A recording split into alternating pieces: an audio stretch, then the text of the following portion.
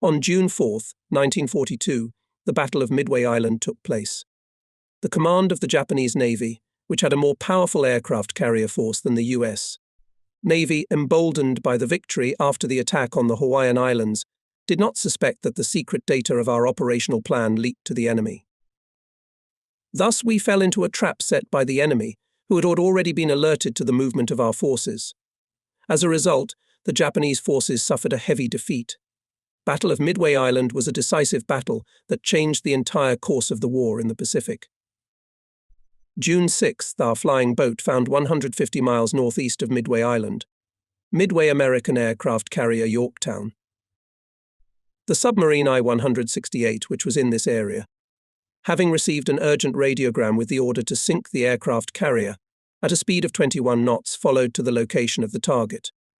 At approximately 1 hour. 00 min. June 6th, the silhouette of a warship in the east. It was dawn. It was undoubtedly an aircraft carrier guarded by 5 to 6 destroyer squadrons. The boat approached, seeking a convenient position to attack. Having submerged and safely passed the ring of destroyer escorts, she surfaced at periscope depth. Observation through the periscope showed that the aircraft carrier had a slight trim aft. After another closer inspection, it was discovered that the aircraft carrier was being towed. Finally, the boat was able to get into position for a salvo. At 10 HRS, 00 minutes, 9 hours later. After first sighting the ship, 4 torpedoes were fired at it. A deafening explosion followed, eliciting cheers of exultation from the boat's crew. The destroyers guarding the Yorktown rushed to attack the boat. In a few minutes, 3 of them began depth bombing. Bomb explosions could be heard in the boat, the closest one throwing her up nearly a foot. The lights in the boat went out. Part of the battery was damaged, causing poisonous chlorine gas to begin to be emitted. Just when everyone thought the attack was over, 3 more explosions occurred, so close that the hull of the boat was shaken violently. Disfigured, almost unable to move, the boat was difficult to keep in an underwater position at a given depth. Work immediately began on fixing the electrical lighting and insulating the damaged batteries. Since it was impossible to power the pumps, the boat, which had a 20-deg stern trim, was like climbing a steep mountain. Still, there was hope for salvation. With such a large differential, the electricians who were busy working had to be supported so that they did not fall. Attempts to get the boat on an even keel by moving personnel and provisions to the bow were fruitless. Although there was no damage that threatened the boat's demise, damage to the batteries caused alarm as the electrical power supply was cut off, causing the boat to lose propulsion. The main challenge was to isolate the damaged batteries and attach serviceable ones. Although the crew had practiced extensively in isolating damaged batteries, the training drills had not prepared the personnel to deal with such severe damage. It seemed impossible to do such work in the dim light of emergency lights, in conditions when chlorine gas was poisoning the air, but finally the damaged batteries were isolated and the lighting circuit was energized. A check of the power circuit by a senior electrician gave satisfactory results. Turned on the switch, the engines started, the hope of salvation rose. The enemy destroyers were still above the boat, so air compressors could not be used, because they created a lot of noise during operation.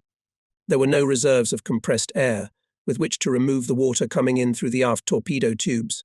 Further stay of the boat in an underwater position became very dangerous.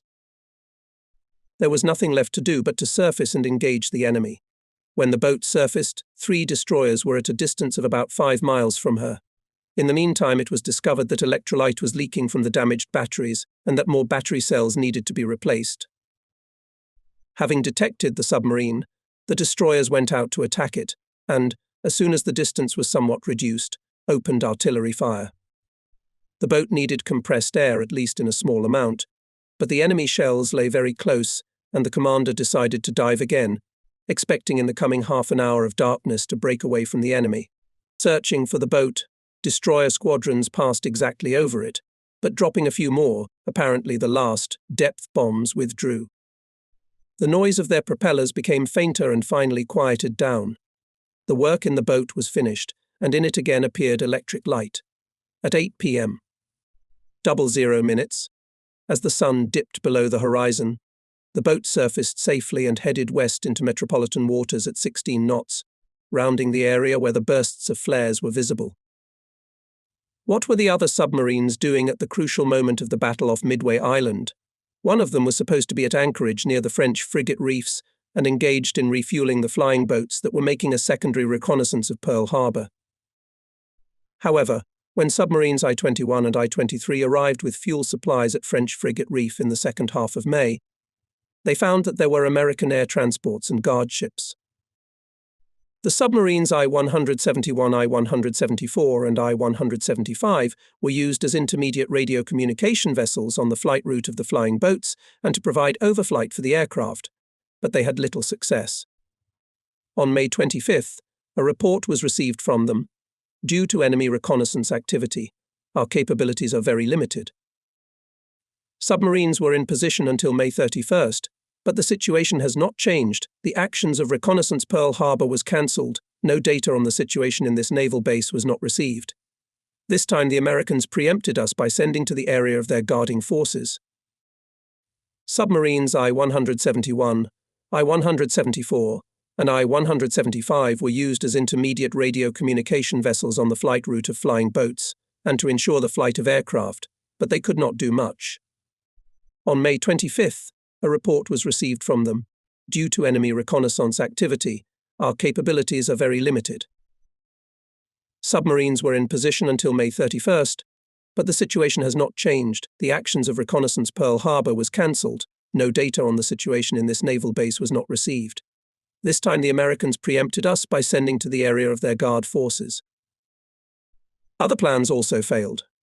May 25th, 11 submarines I-156, I-157, I-158, I-162, I-165, I-166, I-168, I-169, I-171, I-174 and I-175 left Kwajalein and by June 6th, Midway with the task of preventing the approach of American reinforcements.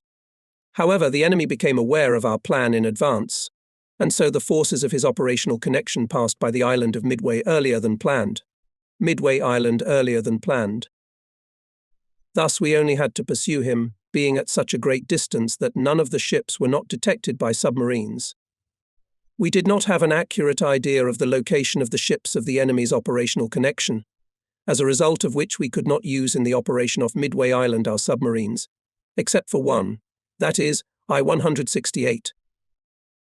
In 1942, the Japanese Fourth Fleet under the command of Vice Admiral Inouye carried out a bombardment of the port of Moresby with the aim of taking full possession of New Guinea. The fleet included the aircraft carriers Shokaki, Zuikaku, the light aircraft carrier Shoho, cruisers, destroyers, and transports. In addition, this fleet included the 21st Submarine Squadron, consisting of the boats Row 33.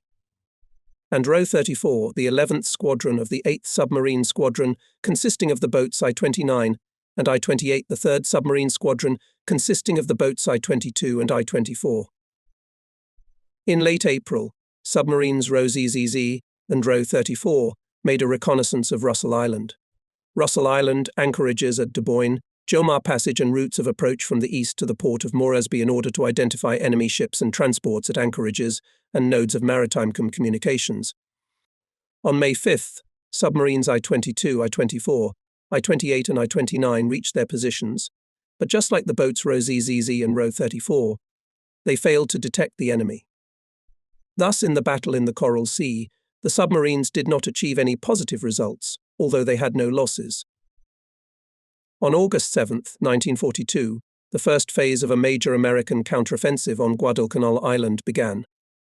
In the first naval battle off the Solomon Islands, the commander of the 8th Japanese Fleet, Admiral Mikawa, personally led cruiser forces into battle and achieved great success, but when he went into battle for the second time, he could not prevent the course of the landing of the enemy, nor sink his transports. The enemy not only held the airfield, but gradually strengthened the defences, and between August 1942 and February 1943, when the Japanese forces retreated from the island, there was fierce fighting on land, sea and air. Meanwhile, our submarines were engaged in bringing in supplies, destroying enemy transports, interfering with enemy resupply, refueling their aircraft or searching for enemy ships. In this way, they each contributed to the common cause. Unfortunately, there were no detailed good maps of the area, which created difficulties. It happened that the boats landed on shoals that were not mapped, so the action in this area was carried out in very difficult conditions. Moreover, incessant attacks by enemy aircraft and surface ships doubled our losses. From about September 1942, the effectiveness of the enemy radar stations increased, and our former advantage, explained by the superiority of our binoculars, soon disappeared when we had to face enemy aircraft in poor visibility conditions. Night fighting became difficult for us, and this was also a significant reason for the increase in our losses. On August 7th, after receiving word of the enemy landing on Guadalcanal Island, Admiral Mikawa immediately ordered all submarines under his command to concentrate in Indispensable Strait. Submarines Row 33, Row 34, I-121, I-122 and I-123 from the 7th Submarine Squadron went out to search for the enemy in the area of Lungi and Tulagi anchorages. The boat Row 33, after making contact with the surviving remnants of the garrison on Guadalcanal Island and giving them medical supplies, sank an enemy transport at the Lunga anchorage. This boat was then subjected to the continuous action of depth bombs for 18 miles of its journey, but only its periscope was damaged. Submarines I-121 and I-123 were ordered to bombard enemy landings, and submarine I-122 to search for the enemy in the area of the Santa Cruz Islands. In the attack against the enemy landing took part all available forces of the 8th Fleet, surface ships and all air units. Submarines were deployed in positions from IS. Guadalcanal along the southeastern Solomon Islands. On August 24th, submarines I-9, I-17, I-19, I-26, I-31, and I-33, urgently dispatched from Truk, arrived in the area of enemy lines of communication between San Cristobal and Endine Islands. Submarine I-26 northeast of the Solomon Islands detected an enemy task force consisting of an aircraft carrier, one line ship, a cruiser, and about 10 destroyers. The attack was difficult, but by firing a torpedo salvo, the boat struck the aircraft carrier, one torpedo hitting the target. After I-26 fired torpedoes, she was at a very close distance from the destroyers, so urgently dived to a depth of 90 meters. 4 depth bombs were dropped on the boat, the explosions of which caused no damage. Since the end of December 1942, submarines K-100, Row 101, Row 102 and Row 103 gradually became part of the newly created 7th Submarine Squadron. They were engaged in combat operations in the Rabaul area. These small displacement boats, intended for coastal protection, operated mainly on the approaches to the port of Moresby, in the area southeast of Milne Bay, east of the central Solomon Islands, in the passage of Jamari, sometimes used as vehicles. By mid-August 1943, the 7th Squadron had lost Row 34, Row 102, Row 103, and Row 107 in action, with only the transport Row 106 sunk in July. April 1, 1943 began a major offensive by the combined forces of the Navy and aviation. Personal leadership of the operation was carried out by the commander of the United Fleet, Admiral Yamamoto. As a result of quickly followed one after another attacks on April 7th, some success was achieved, but due to the overwhelming superiority of enemy aircraft, this success could not play a significant role in the operation. In early May, the Allied armies landed on the island of Rendova and began the offensive in a westerly direction to New Guinea. The landing of enemy landings on Rendova Island, the Japanese army resisted stubbornly, using the available forces on the ground and reinforcements hastily delivered from Rabaul. The actions of ground forces were supported from the sea attacks of destroyers and cruisers, which was the flagship of the squadron, but as a result of active actions of naval and air forces of the enemy Japanese ships. In fact, our forces were defeated. Submarines of the type Row 100 hurried to the area of military operations. Boat Row 101, which followed ahead of the others, was tasked to go to the west coast of the island, Guadalcanal, in order to prevent the landing of the enemy. Beginning in mid-August 1943, the submarine detachment consisting of Row 104, Row 105, Row 108 and Row 109, reinforced by other boats, continued to perform the same tasks as before. However, the boats could not prevent the landing of enemy paratroopers at any point where they wished. During September, submarines Row 101, Row 105, Row 106, and Row 109 concentrated their efforts in the area south and southeast of the Solomon Islands group. The boats Row 100, Row 104 and Row 108 were to attack the enemy off eastern New Guinea vicinity of Yuan Bay. But these activities did not produce direct results. However, submarine Row 105 rescued the crew from an airplane that made an emergency landing. The submarine Row 101 was missing in action. Thus, Row submarines performed various kinds of tasks and did not have time and opportunity to repair mechanisms and rest of personnel. The submarine Row 108, which had been operating since late September in the Yuan Bay area, detected 3 enemy destroyers 50 miles north of Cape Ward Hunt on October 3 and attacked them. Although the boat itself was heavily attacked by depth bombs, 2 destroyers were sunk by her. Submarines Row 106 and Row 109 operating in January in the area of Yuan Bay detected several enemy transports and guard ships, but were unable to attack them. Submarine Row 105, operating in the area of Salamaua Point, also did not have the opportunity to attack the enemy. Due to the critical situation on Bougainville Island in late October, the submarine Row 100 went to Buin with a cargo of submarines. On November 25, this boat, before reaching Buin, was torpedoed and sunk 30 miles west of Oima Island.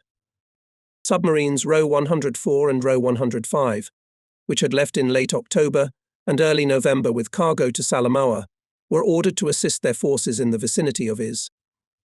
However, no positive results were achieved, although the boats did succeed in rescuing the crew of the light cruiser Sendai on November 2 and the crews of several aircraft that had crashed on November 6. In early November, our cruiser was attacked by enemy aircraft after the ship had entered the port of Rabaul. Since other surface ships were also subjected to constant air attacks during which they were damaged, it was decided to recall the flagship of the 7th Submarine Squadron, Tagay, from Rabaul to metropolitan waters. The squadron headquarters went ashore from the ship and was stationed at the submarine base. By the end of November, the 7th Squadron was composed of the boats Row 100, Row 104, Row 105 and Row 109. In addition to them, the submarines I-6, I-16, I-38, and I-117 carried out cargo transportation tasks. Due to heavy enemy air raids, Rabaul in general could not be used as a submarine base in the future, and in March 1944, the headquarters of the 7th Squadron and the remaining submarines Row 104, Row 105, Row 105, Row 108 and Row 109 redeployed to Truk.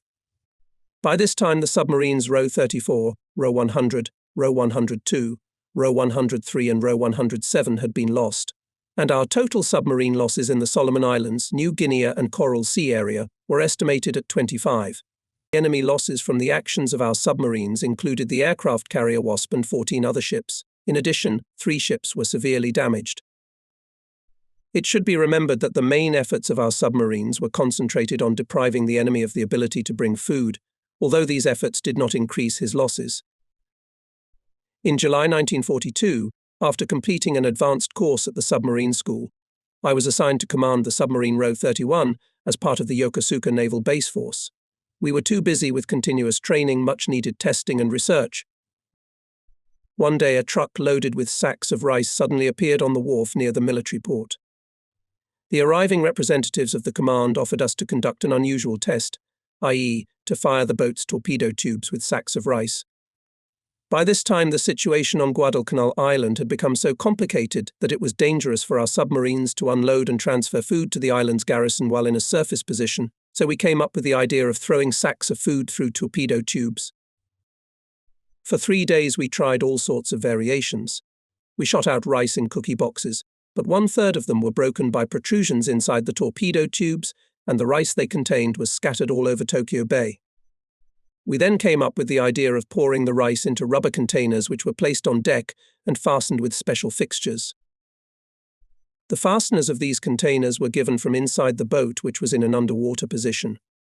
Finally, we tried firing rice in torpedo-shaped wooden pencil cases, but the pencil cases broke apart just as the bags of rice broke apart. Even before these tests, we should have had in mind that the use of such plywood torpedoes would prove futile, as the shot required high pressure to overcome the pressure of the overboard water, and the reduced pressure would be insufficient to produce a normal shot. At the end of the trials, the commander of Yokosuka Naval Base, obviously very upset, told us of the extremely difficult situation of the garrison on Guadalcanal Island and the need for further activities similar to the above trials. As a consequence of the fact that we continued to suffer heavy losses in surface craft, which was due to the superiority of the enemy in the air, as well as our lack of airfields, the only means of delivering food to the garrison of Guadalcanal Island remained the squadrons. Guadalcanal remained destroyers and submarines. In fact, after the defeat of our troops during the Third General Offensive of the enemy, there was no hope of restoring the airfield, and the fate of the garrison of the island depended entirely on the delivery of food by submarines. In Truk, on board the flagship of the submarine fleet, held a meeting to discuss the situation. Senior officers of all formations and submarine commanders protested against sending boats to certain death simply for the sake of food delivery, that is, to solve a task that is not peculiar to submarines. However, the admiral in command of the submarine fleet announced that it was an imperial command to provide food for the troops on Guadalcanal at any cost. The voices of protest were silenced. Thus, the submarines became transports. Most of the boats were at that time on reconnaissance in the Pacific and Indian Oceans and in Australian waters, searching for enemy warships and merchant ships. After the above decision, they were recalled to the area of Guadalcanal Island. Guadalcanal Island. One gun was removed from each boat, and only 2 torpedo tubes were left. This disarmament, while providing more space for loading food, greatly reduced the boat's combat capability. On November 16, 1942, the commander of the United Fleet issued an order establishing the following order of operations. Food was to be loaded at the port of Buin on Bougainville Island and delivered to Caminpo on Guadal Island. 1 submarine was dispatched daily, following a route southwest of the New Georgia group of islands. When at the same time with the boats were used as a means of transportation destroyers, they were scheduled for separate routes and areas of operation to avoid meeting with the boats. In the case of large crowds of ships, the transportation of cargo by submarines was cancelled. In order to avoid encounters with super-small boats, all routes were to be south of Savo Island. Food was to be unloaded mainly after sunset at nightfall. Despite heavy losses, the supply of food to the garrison on Guadalcanal Island was carried out for 3 months, from November 1942 to the beginning of February 1943, when Guadalcanal was completely abandoned by us. In early December 1942, 11 submarines were used to deliver food under the same scheme on New Guinea Island to Buna Point. By January 1943, about 20 submarines, including the newest, were being used for supply purposes. On February 7th, the evacuation from Guadalcanal Island was completed, by which time only 2 boats were still engaged in food delivery to New Guinea. Gradually, the method of transportation of supplies improved. At first, bags of rice were transferred from inside the boat and carried to the boats by hand. The rice was then packed in rubber bags on the upper deck, but these got wet, so from January the rubber bags were replaced by barrels. If it was dangerous for the boat itself to surface at the designated unloading point, the boat's crew could give the barrels anchorages, which floated to the surface. In the second half of January, cargo tubes were used off Guadalcanal Island, with the area off Cape Esperance being the intended landing site. Cargo tubes resembled motorized boarding vehicles with a deck. They could hold up to 2 tons of cargo. They were propelled by 2 torpedoes, providing a speed of up to 3 knots. The radius of action of such tubes reached 3,650 meters. Such a floating vehicle was operated by one person who boarded it from a submarine in the underwater position. There was another method of supplying the garrison on Guadalcanal Island. Food was loaded into a special tank that was towed by a submarine and could dive to depth following the submarine towing it. Such tanks could hold up to 50 tons of cargo, but they were not widely used. At the beginning of 1943, the garrison was still being supplied by 1 submarine a day, even though as the enemy's forces accumulated in the area, our successes were correspondingly diminishing. But there was no other option, and this method of supplying the garrison on Guadalcanal Island continued until the end of the campaign. January 26th, submarine I-1 under the command of the new commander, Lieutenant Commander Sakamoto, left Rabaul with the expectation that in 3 days to arrive at Guadalcanal Island and to unload food there at night. During this period, supplies were delivered to the island every other day. One boat could supply a garrison of 30,000 men with 2 days' supply of food. The voyage from the base to the island and back took 4 days. From the island Bougainville, the passage was made in an underwater position day and night. The boat surfaced only for 4 hours to charge batteries. The place of unloading was the point of Cominpo. Usually the boat approached the anchorage at dusk in a positional position and passed behind the reefs only after careful additional reconnaissance. This time the submarine I-1 followed the usual route. At the passage through the reefs, as soon as the boat raised the periscope, she was attacked from the stern by an American torpedo boat, which opened fire with machine guns and fired torpedoes at the boat from a distance of about 1,800 meters. Sakamoto immediately abandoned the idea of going behind the reef. Without waiting for the periscope to be retracted, he changed course, and in a desperate attempt to evade the attack ordered the boat to dive to a depth of 27 meters. Almost immediately depth bombs began to burst over the boat, causing its hull to shake violently. The lights in the boat suddenly went out, the main switch on the distribution board was blown out of place, all the motors stopped, the steering control failed, and the pumps stopped working. The high-pressure air line was damaged, the batteries were knocked out, and confusion set in at the central station. The boat began to dive uncontrollably with a bow trim of 45 deg, so naturally all loose cargo and objects began to move to the bow. Sakamoto gave the order, blow out the main ballast tanks and give full throttle back. The working diving depth for the boat I-1 was considered to be 58 meters. The depth gauge showed 137 meters, although its readings after the bombing became extremely inaccurate.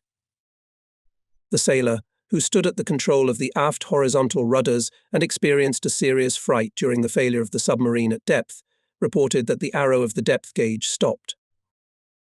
Then the boat began to surface, but at that time the commander reported, "Water is entering the torpedo room." The bow differential increased, causing the entire food load to shift to the bow of the boat. Suddenly the boat jumped to the surface and submerged again. However, due to the strong trim on the bow, it was almost impossible to go in the underwater position. Then the boat touched the ground. It was time to take decisive measures. With great difficulty, the boat managed to surface. Having opened fire on destroyers and torpedo boats, the boat was barely able to make 4 or 5 volleys. As machine gun fire of the enemy, she had destroyed the bridge and killed all the personnel on it, except the navigator, who promptly went down the gangway to the central post with the cry, "To the sabres." To the sabres, to those inside the boat, this was the first news of what was happening on the upper deck. The senior assistant to the boat commander with sabre in hand jumped out on the bridge and found that all the servants at the gun had been killed. The boat commander was not present. He immediately gathered the spare gun crew and, looking around in the advancing dusk, found an enemy torpedo boat behind the stern on the port side, for some reason not firing. The submarine left Rabaul with a damaged port-side diesel engine and, going under one diesel engine, could reach a speed of no more than 12 knots. The boat was difficult to steer, but the XO turned to the left, approaching the enemy boat. The navigator, who was famous for his fencing skills, tried to jump on board of the enemy boat with a sabre in his hands, but the laths of the boat were too high, and clinging to them with one hand, he hung in the air, being unable to get on board. At this moment the vessels separated. The enemy again opened fire.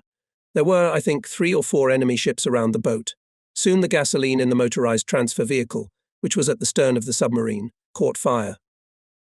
A bright flash, like a giant torch, illuminated the boat, allowing the enemy ships to see it clearly, while they themselves were not visible from the boat. In addition, the enemy turned on his searchlights. 2 of his submarine hunting boats opened fire with 50 mm guns and 20 mm machine guns. It was difficult to determine exactly, but in addition to the hunter boats, the enemy apparently had 2 torpedo boats. The boat continued to fire the guns, but the enemy gunboats came in from the stern, giving them an advantage. When the boat was refitted, the stern gun had to be removed in order to accommodate the motorized crossing vehicle at the stern, so it was at such a disadvantage. The torpedo boat, attacking from the stern, was fired tracer bullets from machine gun and rifles, but it was not effective. On the other hand, the enemy, firing at the well-lit boat, often covered the target. His shells literally riddled the fighting deckhouse. The rudder control mechanisms were knocked out of order. We had to switch to manual control. torpedo boats fired 3 torpedoes at the boat. Fortunately, none of them hit the target. While absorbed in the battle, the boat's senior assistant commander shouted orders. A shell from the 140 mm gun hit an enemy boat, which sank to the enthusiastic shouts of the boat's personnel. One of the enemy's torpedo boats, which was on the starboard side, suddenly came out to attack, which was reflected by rifle fire on it. The fire from the boat subsided, possibly running out of ammunition, but it continued forward, rammed the boat and moved away from it. Having fought hard for 1 hour and 30 minutes, the I-1 boat was on the brink of destruction. The tanks had received many breaches. The senior assistant commander decided to ground the boat and accordingly turned her toward the shore. At the same moment she touched the ground, her stern sank and her bow protruded above the water, with the boat tilted heavily to port. The crew members on the upper deck immediately left the boat and went ashore, while those inside the boat were unable to escape as the water suddenly broke through, killing more than 30 people. The 50 survivors gathered on the shore with 2 sabres and 3 rifles. It was remarkable that despite the numerous breaches, the boat remained afloat for such a long time. This was due to the continuous operation of the low-pressure casting pump, which under normal conditions could only run continuously for a quarter of an hour, as it quickly overheated. When the boat's demise became apparent, secret documents were prepared for destruction, but only some of them were destroyed. In order not to attract the attention of enemy aircraft, they were not burned but torn and buried in the sand. However, there was a danger that some of the secret documents remaining in the boat would fall into enemy hands, so orders were given to securely destroy these documents as well. 3 sailors under the command of an officer reached the boat under cover of darkness and blew it up so that it finally sank. The surviving part of the boat's crew was subsequently taken ashore by a squadron destroyer. In order to surely prevent the possibility of the enemy seizing secret documents, one of our submarines was ordered to completely destroy the submarine I-1 lying on the ground. The same order was given to our airplane, which, however, could not find the remains of the sunken boat. September 4, 1943, submarine I-177 under the command of Lieutenant Commander D. Orita, coming with food in Leh, surfaced at the appointed time. The situation in Leh was critical. It looked as if the town would be abandoned by the Japanese garrison after the food was transferred from the boat. According to reports received by the boat even before arriving at Leh, part of the town was already occupied by the enemy and buildings were burning. There was every reason to believe that the garrison would not hold out long. The cargo from the boat was transferred to 2 lighters that came up. The boat received 18 men seriously wounded. During these actions, the boat was fired upon from the shore. Having quickly finished receiving the wounded, she headed for the return trip, but not 5 min. Had passed when the observer reported torpedo boats on the starboard side. The boat quickly submerged to avoid meeting them. 5 min.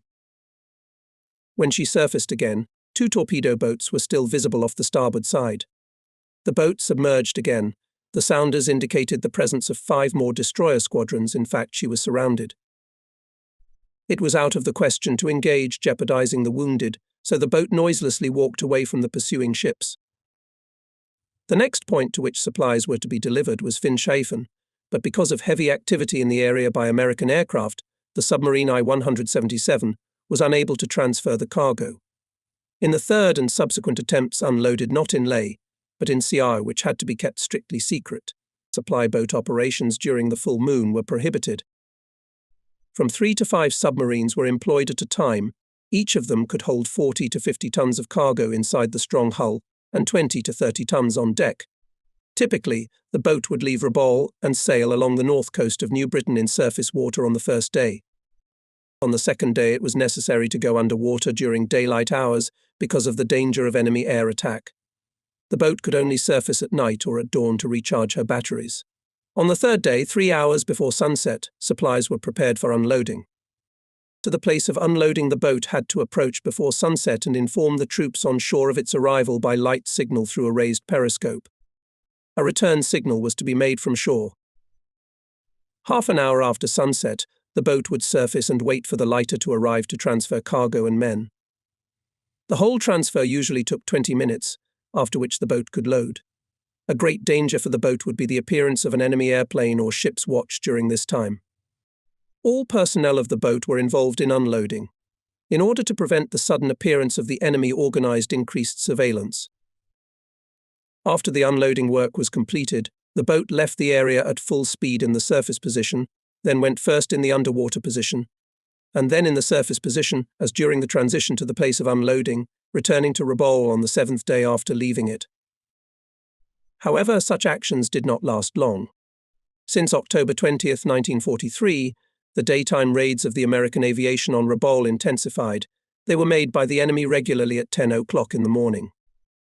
By this hour, our naval aviation fighters were taking to the air to meet the enemy planes. Submarines were preparing to dive, cruisers and destroyers raised anchors and brought in readiness to repel the air raid. When formations of B-17, B-25 and P-38 aircraft appeared over Rabaul, the submarines would hastily dive directly into the anchorage areas. 36 meters of water a good natural defense. But even under these conditions, bombs dropped nearby would cause discomfort and shake the boat. Eventually, the submarines began to leave Rabaul for Sioyo before the afternoon raid, and return to the harbour in the afternoon. It was very unpleasant to listen to the broadcasts of the main headquarters about the results of daily raids on Rabaul. The number of fighters capable of countering enemy air raids and ships in the harbour every day decreased. In late November, American troops occupied part of the island of Bougainville and Rabaul. Although the final victory was still preached to our soldiers, the fact of defeat in the forward positions was not hidden from them. On November 25th, while resting at Rabaul after returning from a hike to Sio, we were put on alert and called to headquarters. That night, 3 destroyers with troops evacuating from Bougainville Island to Rabaul were surrounded by the enemy and sunk 90 miles west of Cape St. George. We were ordered to go to this area to rescue the men. The boat proceeded at full speed to the scene, taking precautions not to be detected by the enemy's planes and reconnaissance ships. Arriving at the site, we found a large number of people swimming. In fact, the boat surfaced in the thick of them. Having organized a careful observation of the air, we proceeded to rescue the victims. Lifebuoys were thrown on the water. The crew helped the wounded to climb aboard the boat. A total of 227 people had been picked up, so practically the people in the boat had a hard time moving. When we headed back to Rabaul, 2 bombs were dropped by enemy planes. We urgently loaded ourselves. The pressure inside the boat was terrible. The doctor and orderlies did not have time to serve the wounded. Because of the terrible heat and the smell of oil, the conditions in the boat were unbearable. There was not enough fresh air, so after 2 hours we surfaced and took a course to Rabaul, arriving there the next day, that is November 26th, at 8 o'clock in the morning. Having disembarked the rescued men, we put to sea again for the purpose of rescuing perhaps the survivors still alive. By December, the Allied troops had landed in the western part of New Britain, and the way to Sio was cut off for us. The enemy's fast torpedo boats were very active. Our torpedoes posed no danger to the enemy, and his depth bombs were deadly to us. On January 1st, 1944, while we were conducting a service in honor of the Emperor, Rabaul was subjected to a heavy raid by enemy aircraft. As usual, we loaded up and lay on the ground. In the port of Rabaul were now usually 1 or more submarines, and so when these few boats during the raids were submerged, no ships were visible in the port. On January 2nd, we were informed that the headquarters of the 18th Army and the headquarters of the forces of the 18th Naval Base had become encircled. A plan of action was being developed to free them. Exit from the encirclement in Madang overland route through the jungle would take 2 months. This way was rejected, and the command decided to evacuate by sea on submarines, which were to go to the rescue as soon as possible. On the evening of January 3rd, encouraged by wishes of success, we set out for Sio. As usual, it was intended to arrive at the appointed point half an hour after sunset, but suddenly we encountered a very strong oncoming current. At the appointed hour, we were still 5 miles from Sio, but, going at the maximum speed of surface running, we were only 20 minutes late. 2 motorboats with staff officers on board were just approaching the boat when the lookout reported, "I see 2 enemy torpedo boats." After hastily putting everything in order on the upper deck and warning the staff officers that we would come again tomorrow, we loaded up and headed out to sea. Torpedo boats circled over the boat, and after 30 min, we heard the sounds of 2 depth bombs bursting, which the boats dropped as a farewell. During the night, the submarine had gotten 30 miles away from Sio. Next morning we again came to the rendezvous point and received a signal from shore, but again a torpedo boat appeared, and the rendezvous was postponed for another day. This time the boat stayed overnight in the area, intending to surface as soon as the torpedo boat left. The enemy, however, spotted the boat's dive site and dropped 4 depth bombs. Fortunately, the boat was not damaged, as it was at great depth. On January 8th, it was decided to carry out the intended plan of action, even if it required engaging a torpedo boat. We again arrived at the designated rendezvous point and signaled, "We are all right. Prepare to load." Well, the boat surfaced, and soon the gunboat came aboard her. The staff officers went down inside the boat, and just as we began to load equipment aboard, an observer reported torpedo boats. They were on the horizon, so we should expect an attack from their side in 2 to 3 men. The boat began to sink rapidly. At that moment we heard the sounds of bursts hitting the target and frequent firing. The boat sank to a depth of 55 meters and took a course for Madang. The enemy did not pursue us. The alert was over, and after lights out the personnel was transferred to the usual 3-shift watch. There was an opportunity to rest and greet the army and naval officers, who seemed more than grateful for our rescue. As darkness fell, the boat surfaced and went at full speed, sheltered by a thunderstorm. At dawn she submerged again and reached the entrance to Madang Harbour by sunset in the midst of a raid on the harbour by R-38 aircraft. After the raid we surfaced and disembarked our passengers. The mission was accomplished successfully. It had been about a year since the submarine I-177 left the waters of the metropolis. She was badly in need of repairs. In addition, Rabaul was no longer a safe anchorage. Based at Rabaul, many Japanese submarines went out on combat tours, and at least 8 of them did not return. On January 10, 1944, the boat I-177 left this memorable place for Truk. At the beginning of the war, Lt. Araki served as navigator with me on the submarine I-24. He later became a minesweeper on I-176, which delivered supplies to the Leh area. The following are his notes on the combat activities of this boat. On March 19, 1943, the submarine I-176, performing the task of delivering ammunition and food to the Leh area, surfaced under cover of night about 400 meters west of the designated unloading point. The boat was commanded by Captain 3rd Rank Tanabe, an officer known throughout the fleet for sinking the American aircraft carrier Yorktown during the Battle off Midway Island. The crew was specially selected after the boat was refitted in May 1942. I-176 was the first boat to successfully deliver cargo to Guadalcanal Island on October 20, 1942. She sank the American battleship Texas in the same area. The boat further distinguished itself in the actions to supply the garrison of Guadalcanal Island. From the very beginning of actions to deliver supplies to Guadalcanal Island, most of the submarines in the area ceased to perform their combat missions and were fully occupied with the tasks of transporting personnel, ammunition and food. The submarine crews were also fully aware of the serious situation in which we were to operate. Before informing our subordinates of the undesirable tasks we were ordered to perform, we had some doubts as to whether they would be able to react properly to what they heard. However, the submarine crews appeared to fully understand the military situation and overcame their natural feelings, fully committed to the new tasks, despite the fact that we often had to hear bad news about the fate of the submarines. From the personnel of the submarine I-176 could never hear the words, "We cannot." The command of the coastal base in Leh, eagerly awaiting the submarine, sent landing boats even before receiving the conditional signal. The boats were approaching. The submarine crew was at battle stations waiting for the order to begin unloading. Finally, the landing boats were moored at the side of the boat, and by order of the commander began unloading the cargo. The crew was specially scheduled for this task, and the work proceeded in an organized manner. For the people on shore, the sacks of rice delivered by the boat I-176 were a means of livelihood, and these people looked at us as saviors. It was getting dark.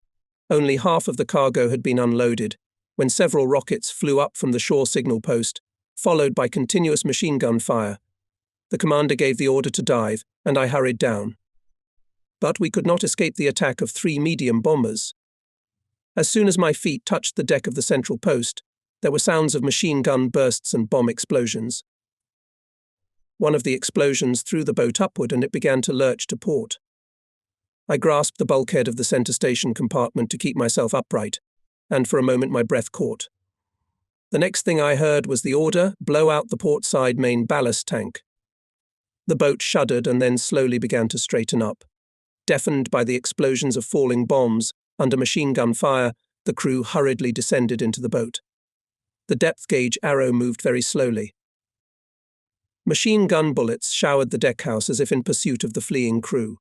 One bullet hit the back of the head of the helmsman standing on the helm. He died without saying a word.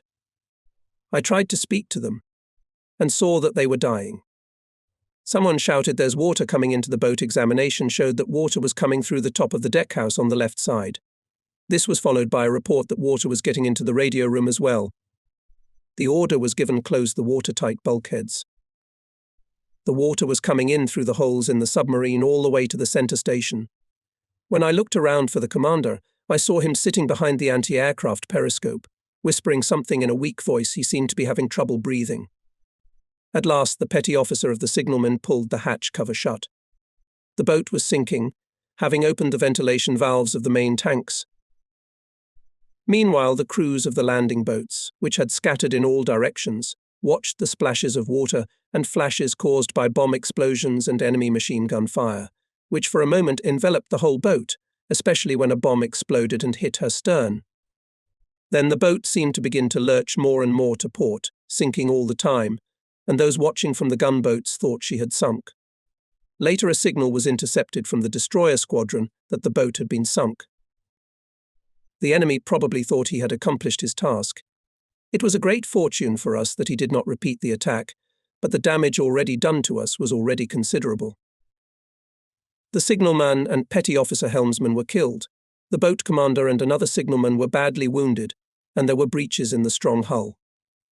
The left side of the deckhouse and radio room had 5 cm diameter holes. The low-pressure airline pipes were broken in many places, the trim tanks were flooded. The main ballast and fuel tanks also had holes in many places. Gathering the personnel of the boat, we explained the dangerous position we were in. We were in danger of perishing. By means of continuous blowing of the main tank on the port side, we finally managed to eliminate the roll of the boat and stop its sinking. But for this we had to use up a large amount of high-pressure air, and it was possible that we would not have been able to continue blowing the tanks. The buoyancy of the boat decreased as the air from the main tanks and the airline rapidly disappeared, and the boat became heavier. Water was still coming in through the deckhouse. It was also entering the boat through the periscope glands. The emergency party desperately tried to patch up the breaches with rags and anything else they could get their hands on, while others prepared wooden plugs from the emergency struts. The radios were partially damaged, and repairs were delayed by the assembly of spare parts. Since the boat commander was badly wounded, command passed to me as senior officer. Thus the fate of the boat was in my hands. I had to decide whether the boat should remain underwater or whether it should be resurfaced. Taking into account the inflow of water into the boat, I realized that staying underwater any longer could ruin us. At the same time, it seemed to me that the lack of high-pressure air would make it impossible for the boat to float properly. Even if we could surface for a short time, we could be attacked again by the enemy, and that meant surrendering the boat to him with our own hands. I racked my brain for a solution, then almost intuitively said, "Commander, we'll go ashore and make the necessary repairs." The commander nodded his head in agreement.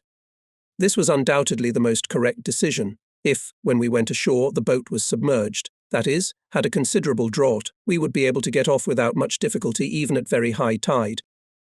Being on the ground, we could concentrate all forces and means on finding out the damages and repairing them, and do this work secretly from the enemy, being somewhat covered by the shade of tropical trees growing on the shore.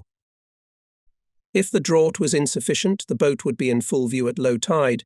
We would have to worry constantly about its stability, and moreover would be able to do only part of the work. It was necessary to take the risk, although the boat might have remained forever on the coast off Ley. From the moment of the enemy's attack, the actions of the crew had become automatic, instinctive. The men had not lost their composure, which is explained either by the invisible patronage of the gods, or by the manifestation of our inner strength and endurance in critical circumstances. Wading through the water, I reached the periscope to make an observation. Apart from dark patches that might have been reflections of the shore or sky, Nothing was visible. With some concentration, I managed to get a glimpse of the entrance to the mouth of some river. The seabed in the southern seas is dotted with coral reefs. You can't rely entirely on nautical charts. I had experienced this firsthand on a reconnaissance off Buna Point, when we became entangled in a maze of reefs and had great difficulty in getting out of them. If we were to go ashore, there was nothing left to do but to head for the mouth of the river. I gave the command, and the boat slowly, as if wandering, headed for the mouth of the river. The arrow of the depth gauge, faintly illuminated by a single light bulb in the dark central station, moved slowly from the 7.3 m mark to the 8.2 m mark. I realized that all eyes were fixed on it. Then the hand began to slowly move in the opposite direction the crisis passed as we approached the shoal.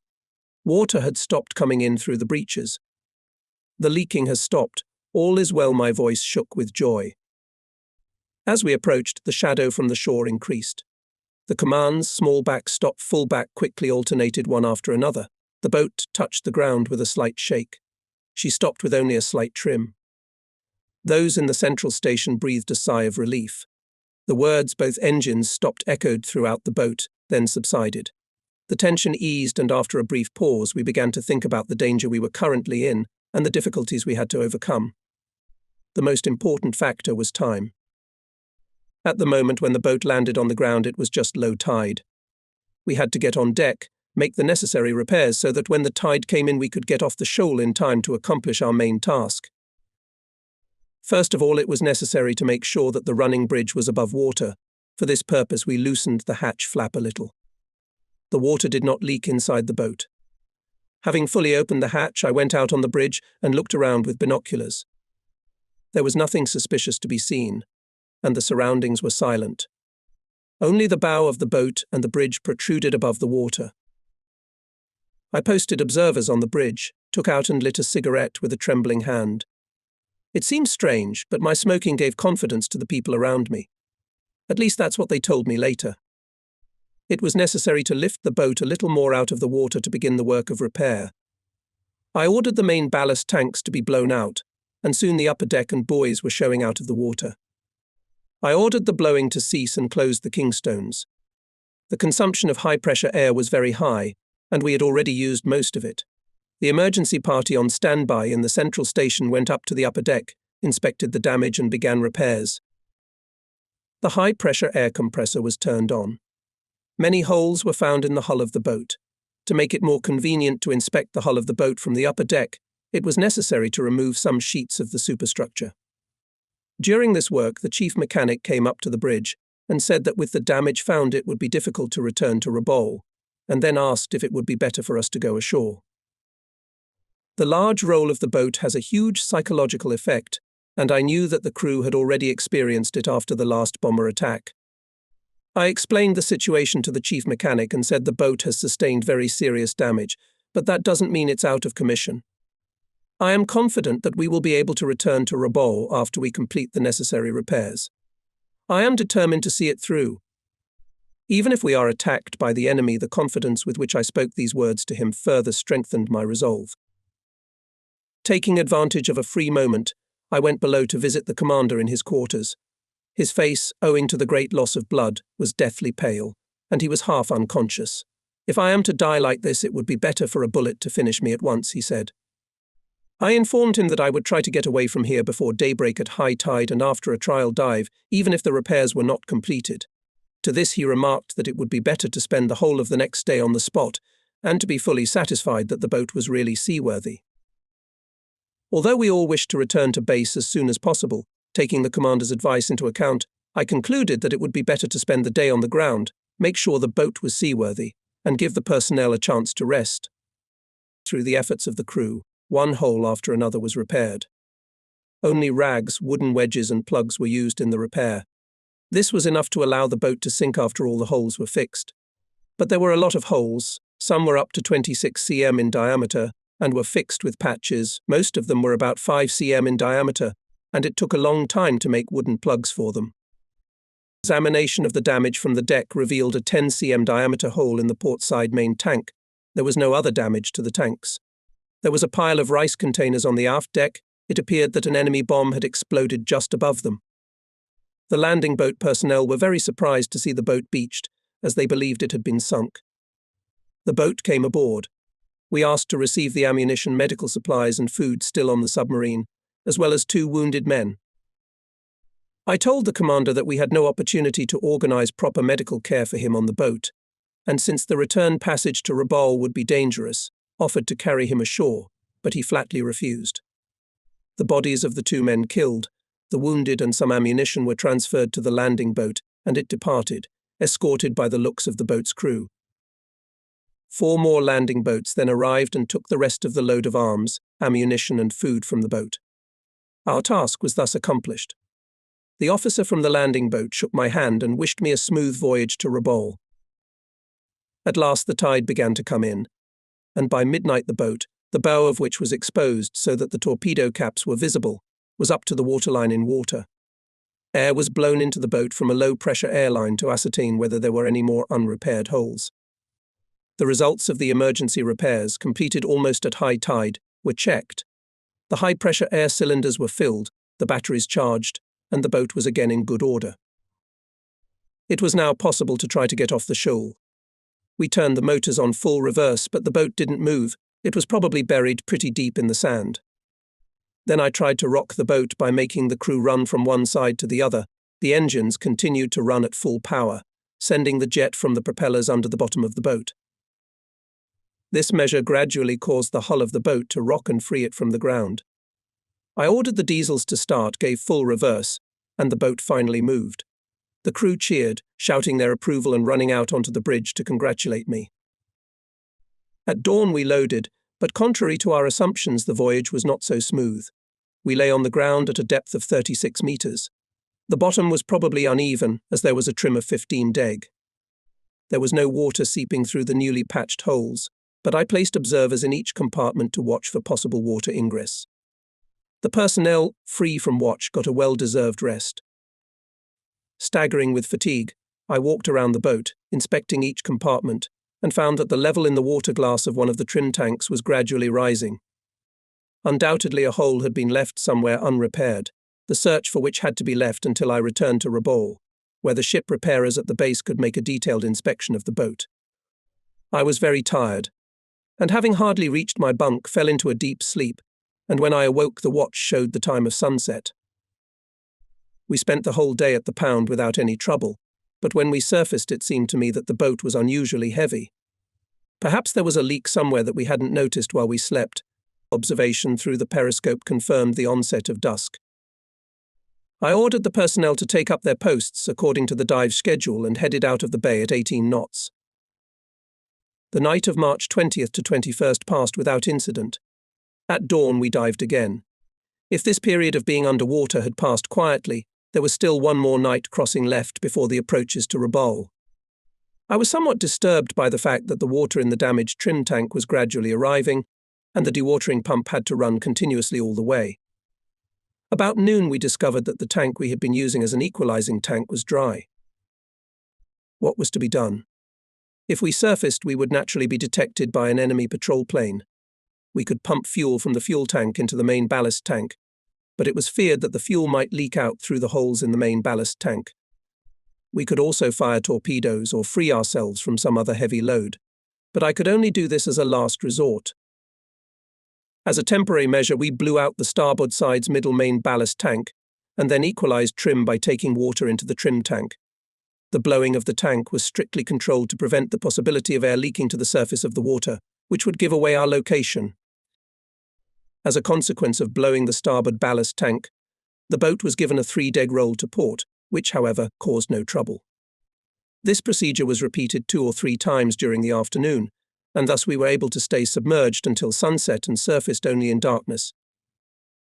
It was a clear, starry night and a calm sea. It was the kind of night we had been waiting for a long time. The diesels worked smoothly and, despite the high speed, did not smoke. Generally speaking, our mood was cheerful, although there was no hint of letting our guard down. The boat went along the coast of New Britain. The personnel stood at battle stations, conducted a careful observation. When suddenly heard a shout enemy airplane, we slowed down. An enemy flying boat could be seen in the direction indicated by the observer. Soon it opened fire with machine guns. I ordered to return fire on the plane with a twin 13mm machine gun. It would be ruin for the boat to sink in front of the enemy. It was better to fight. The airplane flew over the boat and disappeared. I ordered a ceasefire, changed course abruptly, and the boat continued onward.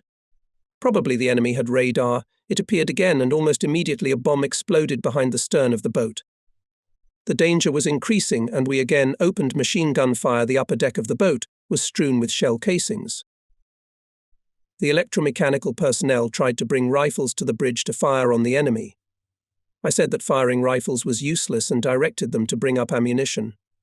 Enemy bullets were laying down all around us, but fortunately did no harm. Soon the airplane flew away, probably unable to withstand the battle, but we had to assume that it would return. And so it did. This time the attack was somewhat different. The airplane fired indiscriminately, and after some time withdrew without approaching the boat. We were not able to shoot down the plane, but we organized a good defense, which raised the mood of the team, strengthened of confidence. We were approaching our base, and the general atmosphere in the boat improved. At last dawn came. It was a beautiful dawn, the like of which we had not seen for a long time. The submarine entered the port of Rabaul on the morning of March 22nd. Our arduous actions to deliver supplies was over. The battle for Leh was underway. The submarine I-176 underwent repairs in metropolitan waters. Damage caused by machine gun fire from enemy aircraft was repaired. She returned to Rabaul a second time with a new commander, LT. CMDR. K. Yamaguchi, and again found herself in a difficult situation on the return passage from Leh.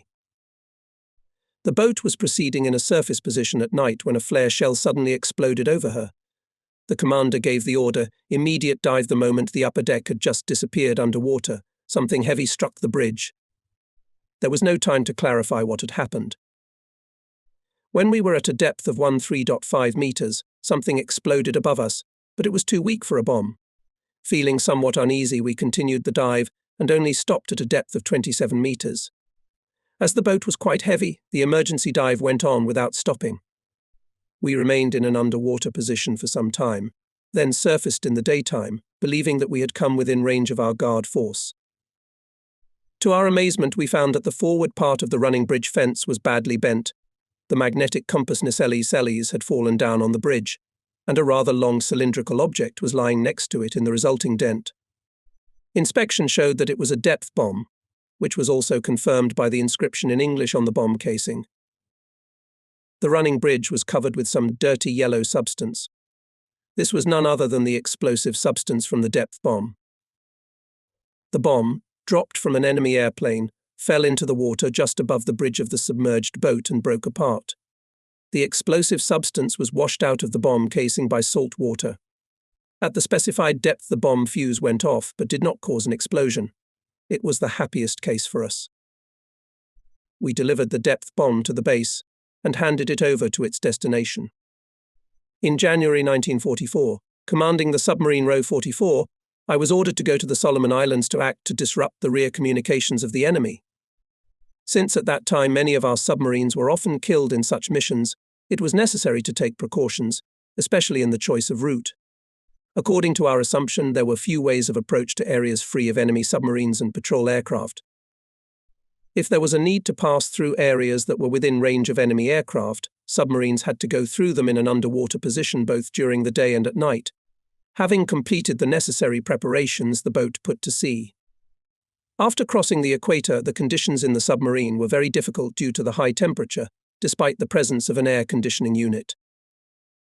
As we approached Truk Island, we saw in the night sky the reflection of wide streaks of flame. Frequent explosions were heard, and we soon realized that the situation there was hopeless. For 4 days, patrolling the approaches to Truk, surfacing at night and diving during the day, we waited for an encounter with the enemy. Our month's supply of food was running out. Finally, the order was received to enter Truk Bay.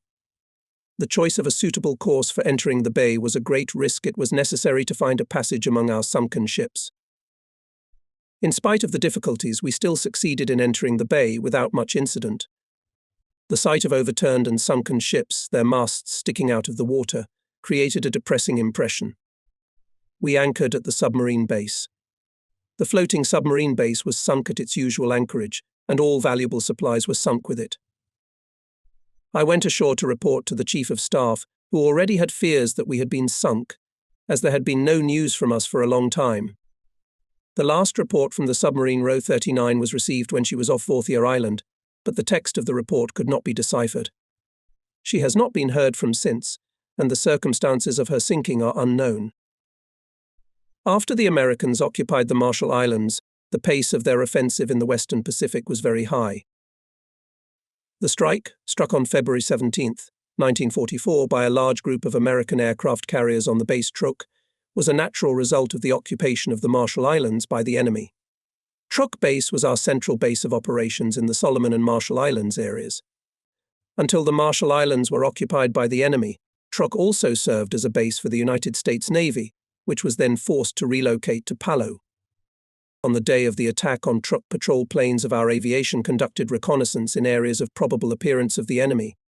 Due to bad weather, only about half of the usual number of patrol aircraft were in the air, and even those had returned to base by the time of the attack. The enemy approached Truk when the storm reached its greatest strength. A large number of enemy carrier aircraft suddenly appeared over Truk. The first airstrike was on the Takeshima Air Base. Fighter planes rose from the airbase and made an attempt to intercept the enemy planes. However, some of them did not even have ammunition. Almost all of the aircraft were shot down. In addition, in the bay was sunk 6 warships and 26 transports. Losses of our aviation amounted to 180 aircraft. The approaching enemy line ships set fire to our precious fuel reserves, which after that burned for several days, illuminating the target for the American planes B-17, operating at night. Under the circumstances, Rabaul lost its importance as an air base, so the air units based on it were redeployed. Solomon Islands were surrendered to the enemy. Thus our forces had to leave the outer area of combat operations and had to take measures to defend the inner area. In other words, the line of defense from Saipan, Guam moved to the line of the Philippines, Okinawa. If we lost them too, we would find ourselves facing an attack directly on Japan. The submarines based at Rabaul were withdrawn from it after the air units were relocated. The boats were loaded with food for our beleaguered forces stationed at Mili Atoll. The 4 submarines left Truk in the midst of an enemy air raid. Special containers loaded with food and tobacco were attached to the upper deck of each boat, and compartments inside the rugged hull held ammunition for the 25mm guns. Having passed in an underwater position a dangerous area where enemy submarines were operating, our boats followed a surface course during the daytime.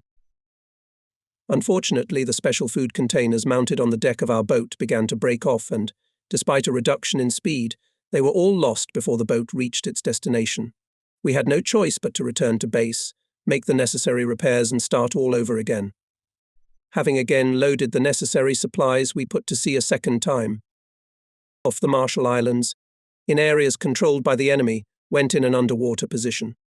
It was important that we were not detected, otherwise the whole operation could end in failure. There was a fear that our plan was known to the enemy, as he could have seized the code from the garrison of Mili Atoll. We had the new code, but the announcement of our arrival at that atoll was made by the old code. After passing Jalant Atoll safely, we set course for Mili Atoll. It was a bright moonlit night. Noticing something resembling a ship's mast just off the bow on the horizon, we made an emergency dive. Then, watching through the periscope, we saw a battleship followed by 2 aircraft carriers.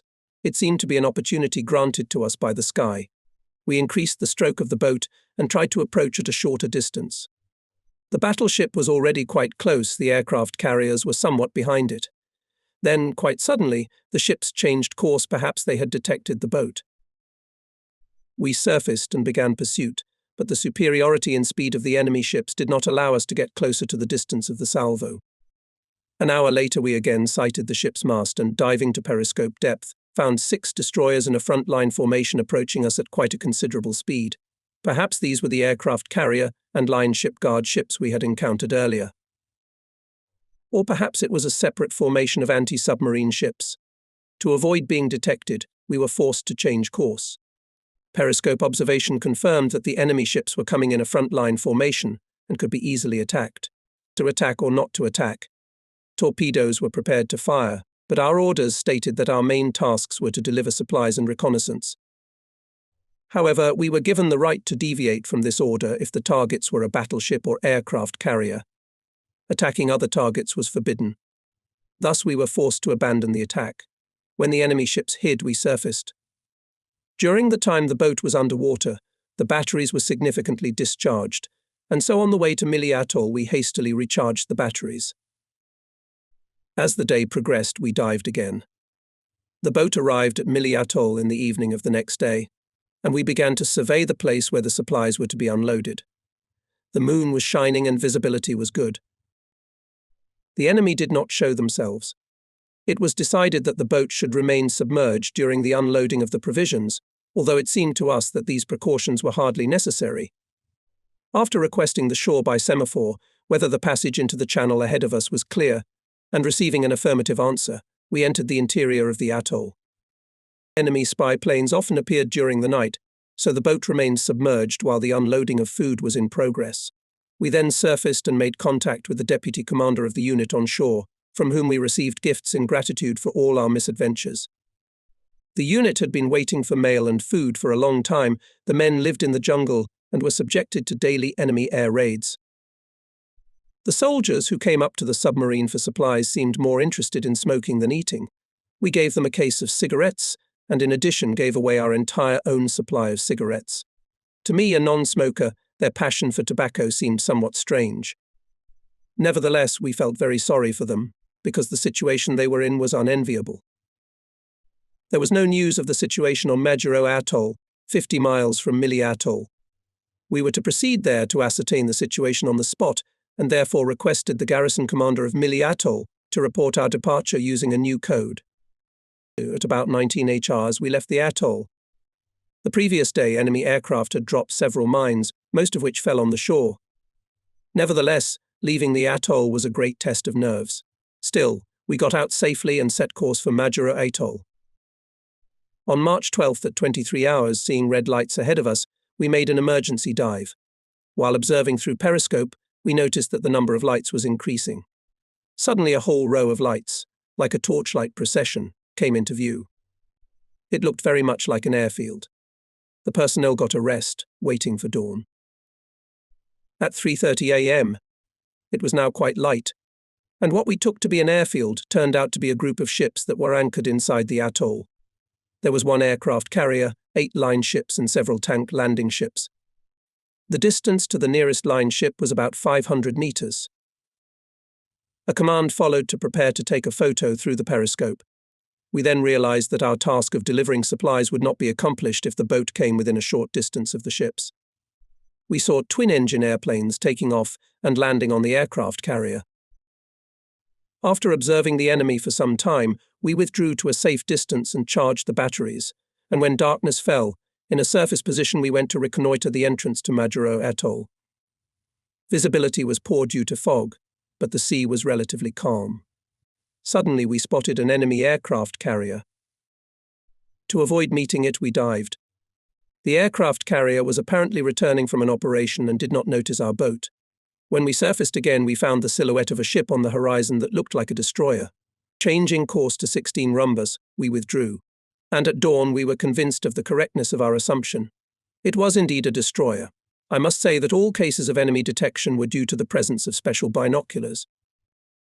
Soon we laid down on the former course, but the shore did not open for a long time.